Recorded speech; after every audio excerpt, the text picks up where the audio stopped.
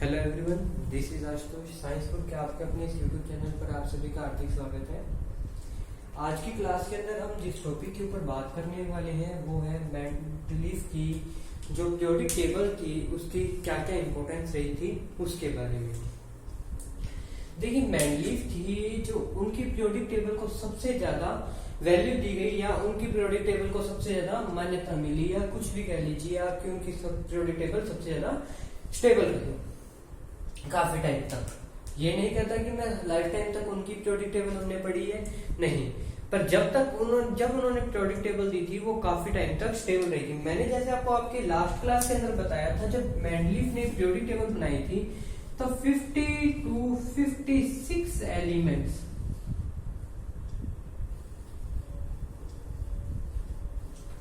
Are discovered.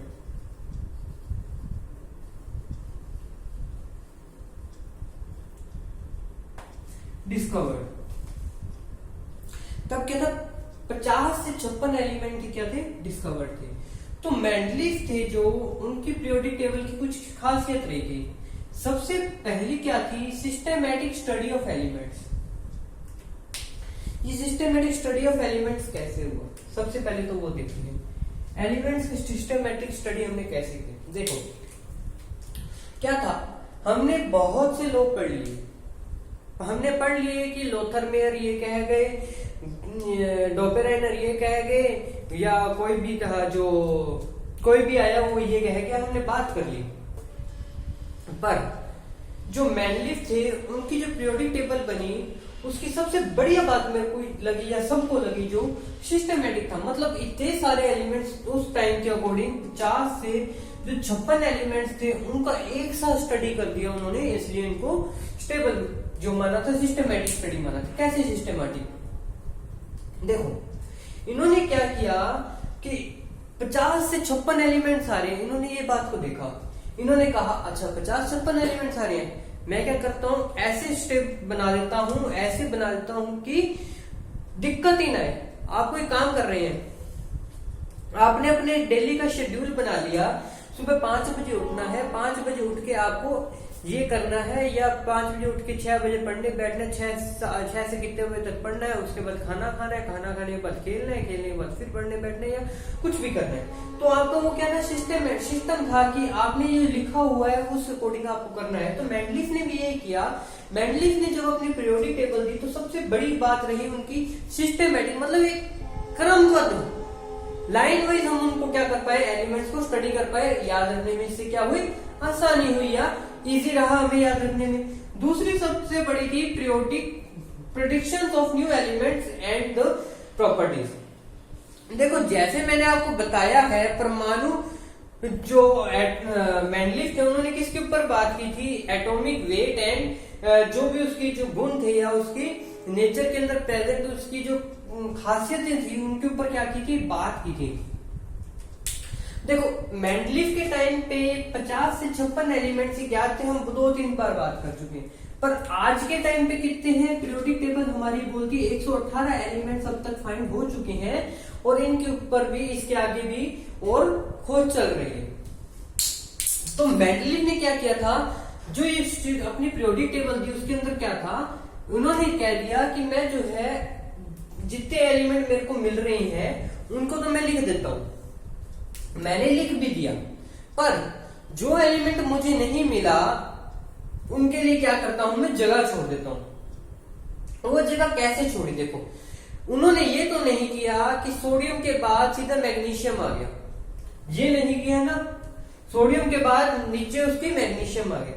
उनकी जो periodic table थी उसके अंदर क्या था, गुण जो थे उनकी प्रॉपर्टीज की थी, जो प्रॉपर्टीज कैसी थी, एक जैसी थी, are same, so he decides कि हमें क्या करना चाहिए, हमें उन तत्वों को उसी श्रेणी के अंदर, उसी जो है क्या नाम लेते हैं हम, एलिमेंट को उसी ग्रुप के अंदर रखना चाहिए जिनकी प्रॉपर्टी सेम है। जैसे सोडियम है, सोडियम और पोटेशियम की प्रॉपर्टीज क्या है, सेम है, तो उन्होंने इसको एक ही ग्रुप के अंदर रखा। कौन से ग्रुप के अंदर रखा, इन्होंने इसको रखा फर्स्ट ए के अंदर, इन्होंने इसको रख दिया। सबसे बड़ी खासियत ये क्या थी कि इन्होंने जो एलिमेंट इनको नहीं मिले, इन्होंने क्या किया, उनके लिए क्या दिया, छोड़ दी, जगह छोड़ दी। इन्होंने कहा कि जब इन फ्यूचर मिलेंगे, गुणों में समानता होगी, तो उनको क्या किया जा सकता है, ऐड किया जा सकता है। फिर आते हैं हम तीसरी सबसे बड़ी बात, correction of doubtful atomic masses. Correction of doubtful atomic mass. Doubtful, देखिए बहुत से एटम्स थे जो उनके एटॉमिक मास में क्या थी, डाउट रह गए कि इसका एटॉमिक मास ये होना चाहिए था, इसका ये होना चाहिए था। तो मेंडलिफ ने एक ऑफर रख दिया, भाई अगर तुम्हें लगता है कि इसका एटॉमिक मास ये होना चाहिए था, तो तुम उसके अंदर क्या कर सकते हो, चेंज कर सकते हो, अपने पोजीशन चेंज कर देंगे। तो पोजीशन चेंज कर देंगे, या प्रॉपर्टीज के अंदर अगर कोई चेंजेस दिख रहे हैं आपको, गुणों के अंदर चेंजेस दिख रहे हैं, तो हम उसको चेंज कर सकते हैं। तो इसी कारण, यही कारण, तीन कारण मुख्य रहे थे जिसके कारण क्या था, मेंडलीफ की जो पीरियोडिक टेबल थी सबसे ज्यादा फेमस हुई।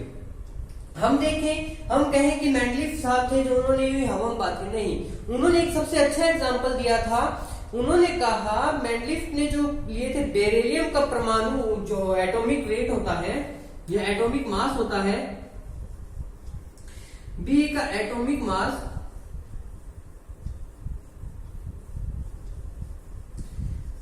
आज के पीरियोडिक टेबल में कितना होता है, बेरिलियम का एटॉमिक मास, इसका एटॉमिक मास जो है 9.01 है,